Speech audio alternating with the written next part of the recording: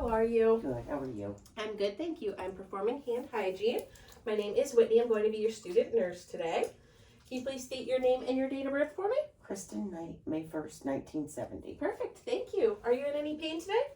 A little bit in my hip. I'm sorry. Hip. I'm sorry to hear that. And when did this pain start? A couple months ago. Okay, and does anything make the pain better? If I can sleep on my back. All right, and does anything make the pain worse? When I wake up on that side. Okay, and on a scale of 0 to 10, 0 being no pain, 10 being the worst pain you've ever felt, how would you rate it? About a 5. Okay, when you're experiencing this hip pain, do you have any other symptoms? Nope. Well, that's good to hear. I am here to perform a general head-to-toe assessment on you. Do you have any questions? No. Wonderful, then we'll begin. I'm going to have you state your name again. Kristen Knight. Perfect, and can you state today's date? March 9th, 2024. Great, and can you tell me where you are? Somers, Connecticut. Wonderful, and can you tell me why you're here? Physical examination. Wonderful. So upon first inspection, a patient is alert and oriented ×4. So upon first inspection, skin is pink, intact, and normal for ethnicity. And I will begin by palpating the head and the neck. And the skin of the head and the neck is intact and free of any redness, rashes, lesions, bruising, or masses. Next, I'm going to take a look at the eyes. So I'm going to shine a bright light in each of your eyes.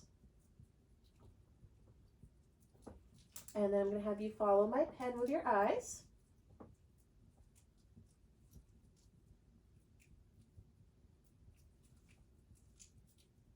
Perfect. Pupils are equal, round, reactive to light, and accommodating at about 4 millimeters bilaterally. Next, I'm going to take a look at your mouth. So I'm going to have you open wide for me.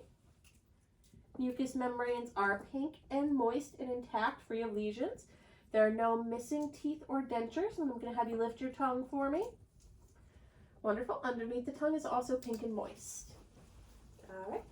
Moving on to the upper extremities. Normally the patient would be in a gown, so I would have full access to the skin, but I'm going to do everything above the clothes for the purpose of this video. So the skin is intact with no sign of redness, rashes, lesions, bruises, or masses. I'm going to palpate for moisture and edema. And then for temperature, the upper extremities are dry, warm, with no edema. Next, I'm going to palpate for the radial pulses bilaterally, just below the thumbs on the wrist. Radial pulse is 2+ bilaterally. Next, I'm going to palpate for capillary refill on each hand. So I'm going to pinch the tip of a finger on each hand. Perfect. And capillary refill is less than 3 seconds bilaterally for upper extremities.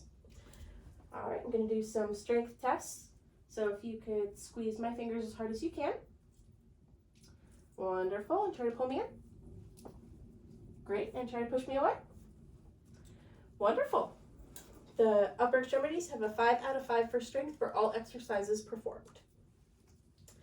Next, I'm going to move on to the anterior chest. So it is intact. The skin is intact with no sign of redness, rashes, lesions, bruises, masses,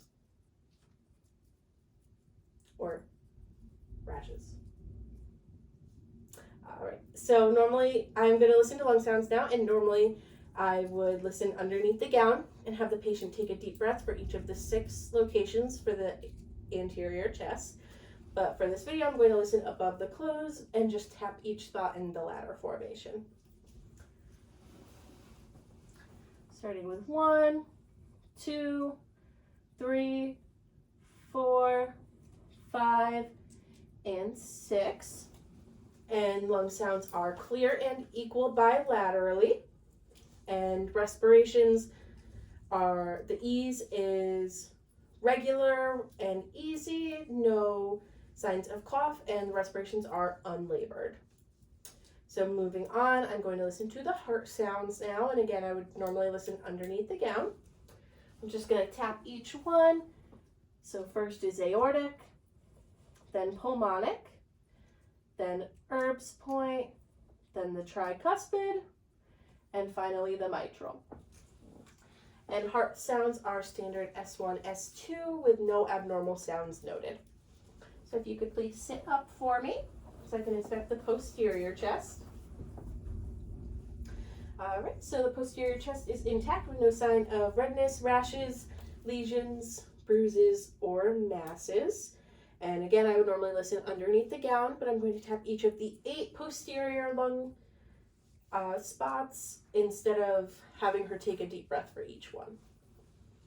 All right, so 1, 2, 3, 4, 5, 6, 7, and 8. And lung sounds are clear and equal bilaterally on the posterior chest. So you can lay back down for me. Wonderful. Now I'm going to move on to inspecting the abdomen. So the skin of the abdomen is intact with no signs of redness, rashes, lesions, bruises, or masses. And I'm going to auscultate before I palpate. And for both of those, I would normally listen underneath the gown, but I'm going to listen and palpate above the clothing for this video. All right. And normally I would listen to each quadrant for 30 seconds. And if no bowel sounds were present, I would listen to 2 full minutes. We're just going to tap each quadrant. So starting with the upper left, and then the lower left, lower right, and upper right. And bowel sounds are normal, active in all 4 quadrants. And then I'm going to move on to palpate each of the 4 quadrants. So let me know if you feel any pain or tenderness. So first the upper left, lower left, lower right, and upper right. And the abdomen is soft and non-tender in all 4 quadrants, and it is round for the shape. All right, so moving on to the lower extremities. Again, normally the patient would be wearing a gown, so I would have full access to the skin, but the skin is intact with no sign of redness, rashes, bruises, masses, or lesions.